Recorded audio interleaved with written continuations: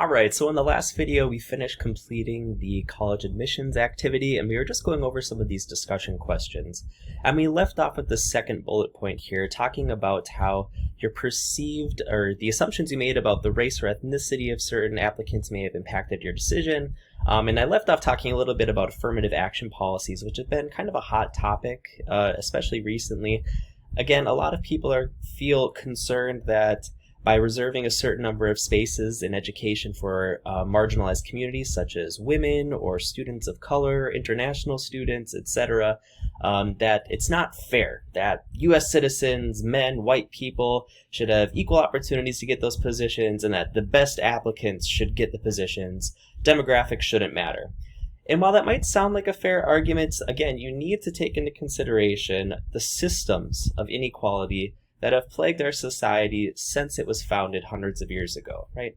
Women, people of color, have consistently experienced structural oppression and disadvantage, right? Women weren't allowed to go to college, the same as individuals of color, for hundreds of years.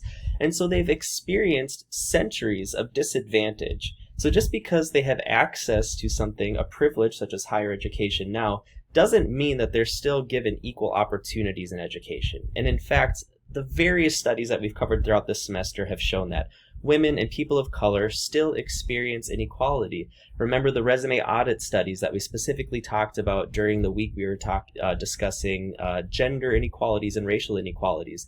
We know based off of scientific research that people of color are still discriminated against when it comes to being hired for positions, and the same for women. Women are still less likely to be considered or hired for positions in comparison to men, even when they have identical credentials.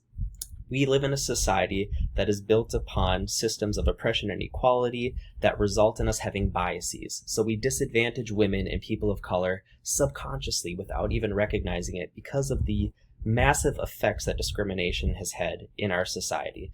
So when we reserve a small percentage of positions, either in a business for a job or in a school for new college applicants for specifically marginalized community, whether it's women, people of color, etc., that's not being unfair to white people or to men. It's giving these marginalized groups who have been living down here for centuries a step up, just so they can have the same opportunities, the same chance at success that privileged groups are automatically afforded to in any given society, right?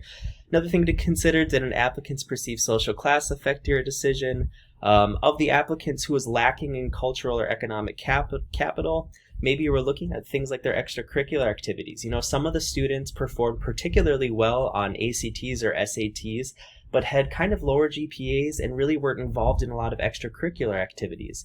But to that extent, you might need to think, well, if an individual is coming from a lower socioeconomic status family, they probably have to work, a full 8-hour shift every day after they're done working an 8-hour shift as a student, right?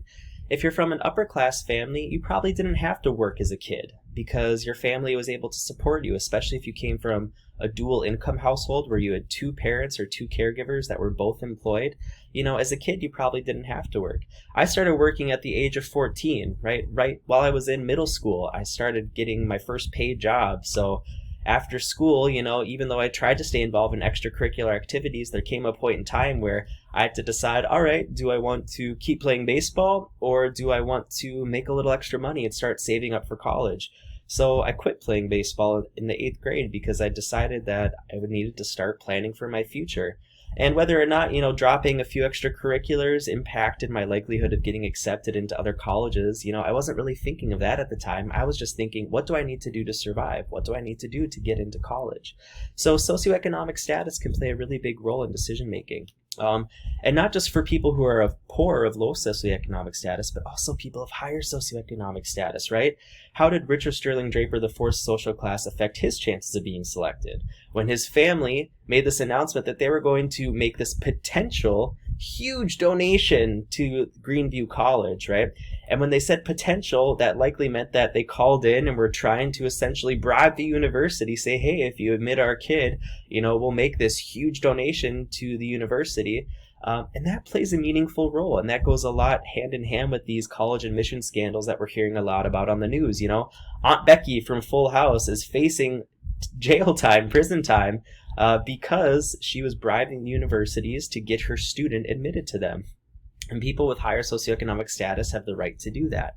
And that's also where this legacy thing comes into play, especially if we're looking at prestigious universities like the Ivy League colleges. If you had a parent or grandparents or even great-grandparents that went to that college or university and they likely continued to donate money throughout the years of that university, you'd be surprised at how substantially that can increase a current student's possibility of being admitted, even if they don't have a great GPA, even if they don't have great SAT scores. George W. Bush is a great example of this. He was a C student in high school, and he still got into an Ivy League because he was a legacy there, right? Which was more important to your decision, intelligence or social class? How did SAT scores and GPAs affect your decision? How did Jose's athletic ability affect your decision? Should athletics be a factor in admitting people into college? That's another great question that's up for debate. Some students who aren't academically successful but are athletically talented get admitted into colleges and universities because athletics generate a lot of revenue for colleges and universities. In Greenview College, they noted that the baseball team is definitely a huge moneymaker for the college and universities, so being able to recruit athletic students who are really talented, who will draw in large audiences and boost ticket sales and boost publicity for the university and college are definitely factors that are taken into consideration when admissions are made. So the purpose of this project is to really think about education, specifically admittance to college, using a sociological imagination, right? Sociological imagination is allowing us to see how all of these different structures in society, things like gender and race and socioeconomic status, all impact a seemingly simple decision as to whether or not an individual should get admitted or denied into a college or university, right? So as sociologist, again, hopefully you're starting to really tap into this ability to ask the question why, and not just think of it simply, but to rather think of it in this multifaceted way. Think of all of these societal factors that impact this one decision, right? Additional questions you may want to consider: who got left behind because of the choice that you made? Does everyone have an equal chance at getting into college? Does everyone really have an equal chance, right? Hopefully by now you've grown really suspicious of this fallacy of the American dream, the idea that if you work hard enough, anyone can pull themselves up by the bootstraps and do and accomplish anything. The unfortunate reality is that we still live in a society that is plagued with a lot of discrimination. Certain groups of individuals do not have same opportunities as other groups of individuals in society. And while there are always exceptions to that rule, some people can work really hard and overcome adversity, can overcome the obstacles in their way to succeed. That is not the case for everyone, right? For some people, continuously running into those structural barriers, those social problems that are ingrained in society is just too much to overcome. And how did your choices for admissions perpetuate inequality? Were you tempted by, the bribe that was made by the rich family to admit the Drapier student? Were you tempted to increase revenues for the university by admitting the baseball player, even though he didn't have the best credentials out of all of the applicants? And start thinking about that, how these decisions that people are making on a daily basis really contribute to the perpetuation of these systems of inequality and perpetuation of discrimination against marginalized groups in our society. All right, so let's start taking a look at how the three sociological perspectives view education, because they offer some really different insights here. So from a functionalist perspective, functionalists consider how education contributes both manifest and latent functions to a society.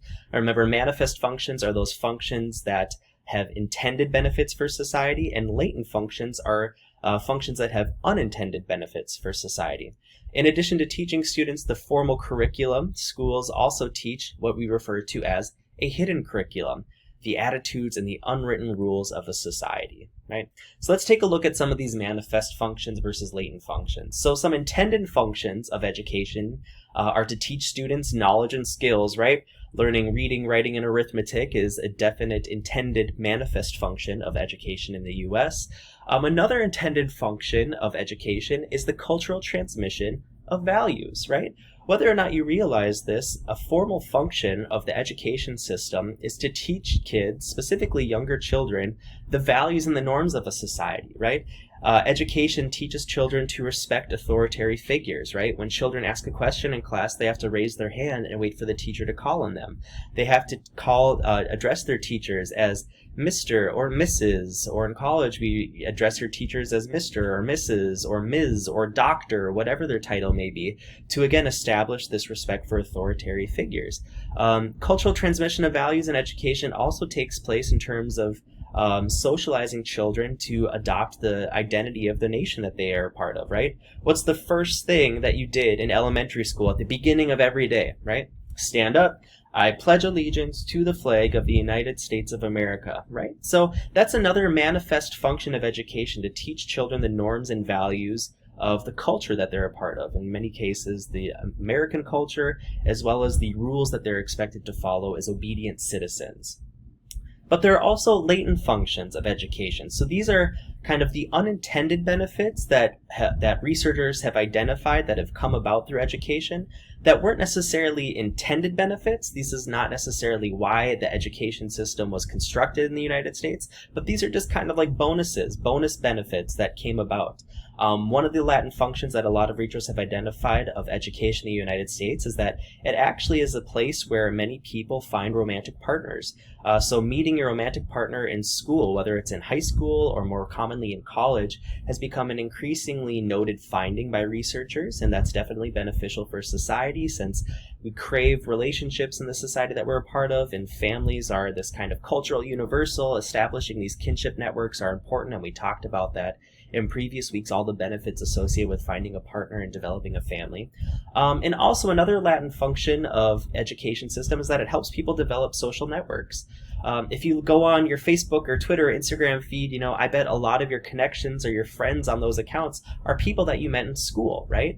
And those social networks have benefits for you. You'd be surprised as you advance throughout life how having a connection here or there can really open a lot of doors and opportunities for individuals. Sometimes latent functions become manifest functions as society and cultural expectations of education evolve. For example, childcare has become a manifest function of education, as most families are now dual earner households. So before, the fact that you'd had someone to watch your underage children from the hours of 8 to 3 in the afternoon was a latent function of education. It was just kind of this unintended benefit that, parents didn't have to watch their children during these times because they were under the supervision of teachers or other authority figures at school. But now that we're in this time in our society where it's not common for one parent to stay home, right? That male breadwinner, female housewife model has really kind of dissolved a lot, especially in recent years. And now it's far more common for both parents to be out in the workforce. Now all of a sudden, education, right, this education systems, particularly elementary schools, have served this kind of manifest function, this intended benefit for parents, as providing childcare, providing daycare, right? A lot of families would really struggle financially if they had to pay for childcare for one or all of their children. It's very expensive. So the fact that if your child attends a public school, at least you essentially get free childcare on Monday through Friday from, again, 8 to 3 in the afternoon, that really saves families a lot of money, and it's very functional in that aspect. Really quickly, I want to touch on this idea of the hidden curriculum. I don't think I really explained that clear enough. So the hidden curriculum is essentially, like I said, it says in the definition, attitudes and the unwritten rules of the society. So if you kind of think of this topic here when I talked about the cultural transmission of values, right? Part of the hidden curriculum of education in the United States is not just to teach, reading, writing, and arithmetic. Like I said, it's really to teach the values and the norms of a society, teaching students to obey authoritarian figures, teaching students, like I said, the national values and trends of a society, learning to recite the Pledge of Allegiance and becoming patriotic and supportive of your country. Even things like learning gender norms, right? In elementary school, maybe the first time children are exposed to our binary gendered bathroom system, right? Boys go here, girls go here. At recess, boys play football, girls maybe play with dolls or whatever. So it's this cultural transmission of values that's really kind of this hidden curriculum of education. You can almost think of it as just the unwritten, unspoken norms that students get socialized into as a result of going to school, especially at young ages. So let's conclude there, and then in the next presentation, we'll pick up discussing conflict theory and how they view the system of education in the United States.